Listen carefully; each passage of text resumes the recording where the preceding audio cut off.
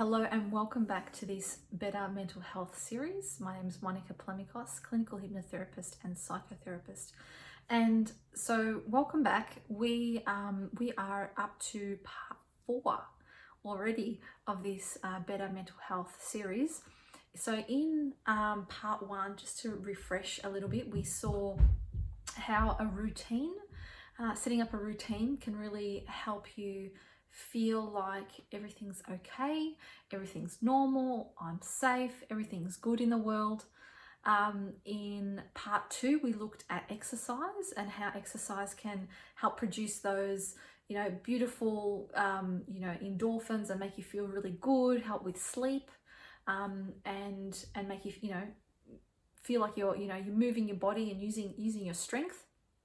In part 4, I gave you some strategies on how to actually make plans and start to cast your mind forward into the future instead of perhaps the past where things may have gone wrong or gone bad, or didn't have a favorable outcome. And so in part 4, what we're looking at today is connection. We're looking at connection. So connection with other people, connection with ourselves, and the greater world. So, and what I mean by connection is really looking beyond yourself and your own needs. Yeah.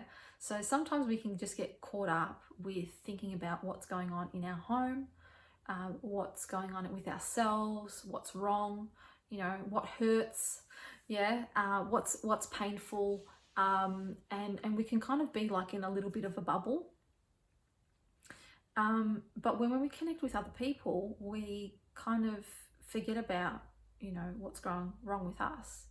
And we look to other people and go, oh, wow, yeah, of course, and become interested in what they have to say. And there's this bonding process that goes on. And sometimes you have the same problems as other people, as your friends or your family. And so again, then there's this kind of like, you're experiencing this too, so am I. And this kind of, again, normalcy comes in. And so really, the way that you connect with people, can be varied. It can be, through quite a different, all these different mediums.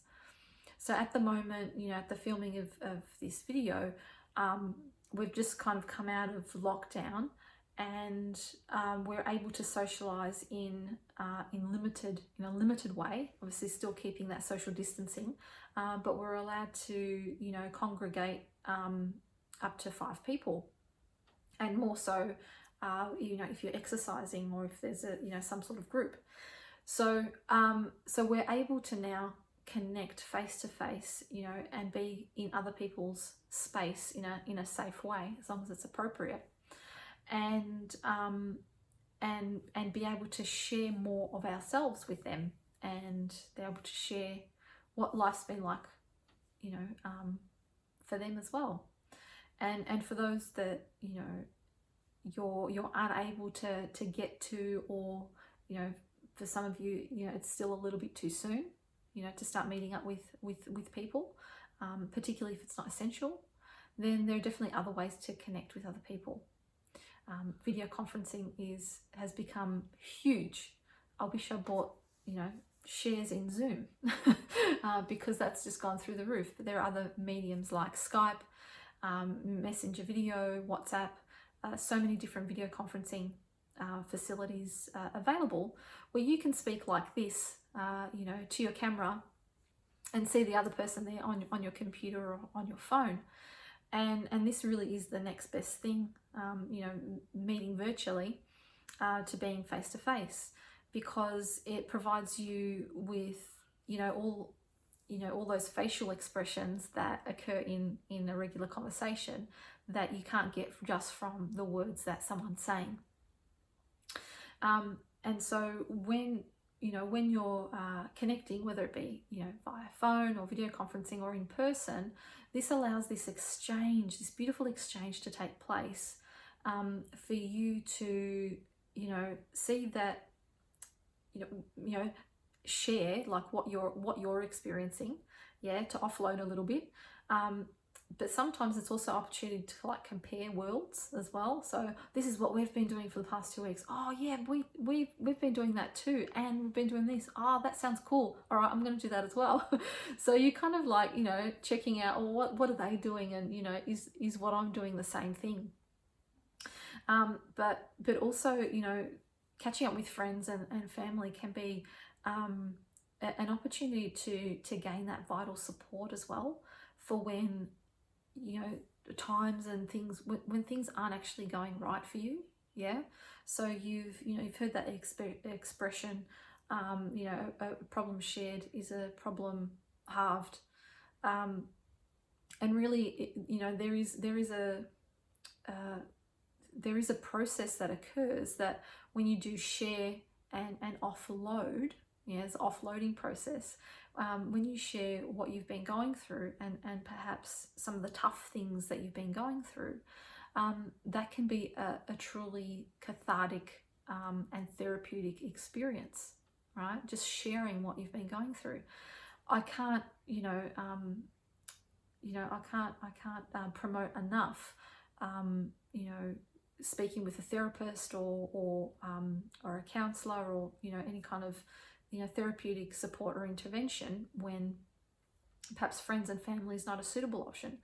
But just recalling from my own clinic and therapy experience, often when I follow up with someone from the first session that we've had, where they've listed so many things and so many concerns that they've got, so often and so many times I've called to check up on them, and they've gone, you know what, Monica, I just feel so much better. I feel so much better. Or they might say something like, you know what, like I actually had a really good night's sleep, and I've been able to sleep all week, and it's all been because of that one conversation where they've been able to share and offload some of those problems. Now, some people will never go to therapy, even if they need it. And that's, each to their own. You've got to find that medium that works for you. And that's where friends and family whom you trust are the next best, support for you, to be able to share what you're feeling, what you're going through, and to be able to offload.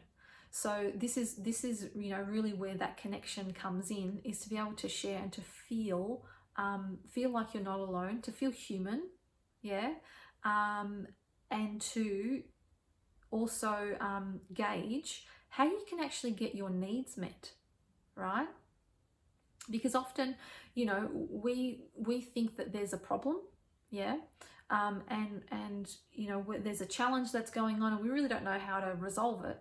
But when you share that challenge and that problem and hear other people's perspective, sometimes there's an easy fix, right? Sometimes there's a quick easy fix, or they know something that you don't know, that just changes the whole situation for you, yeah.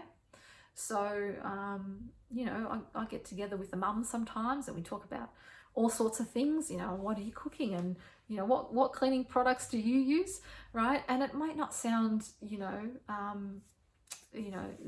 extravagant or anything like that, but it works. It works. You get ideas, you get suggestions, you get direction of where to go, what to do, and how to overcome some of those challenges.